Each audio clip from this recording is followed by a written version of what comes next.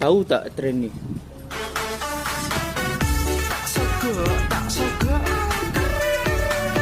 Trend ni tengah viral dekat Indonesia dan sekarang ni dah start masuk Malaysia. Lagu dia ada double meaning, dua maksud. Konon-kononnya lagu tu pasal masakan ayam Indonesia, tapi lagu tu sengaja buat kita fikir benda-benda yang tak elok, mendatangkan fitnah. Allah larang kita buat benda yang mendatangkan fitnah. Lepas tu korang pula buat trend tu, ambil penyapu, lepas tu tuju-tujukan dekat punggung.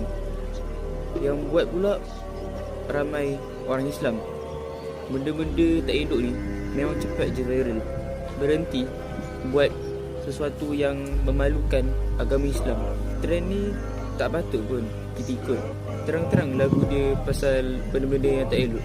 Nak berhibur tak salah, banyak lagi benda yang kita boleh buat untuk hiburan. Jadi janganlah kita pilih yang mengundang kemurkaan Allah. Saya hanyalah seorang lagi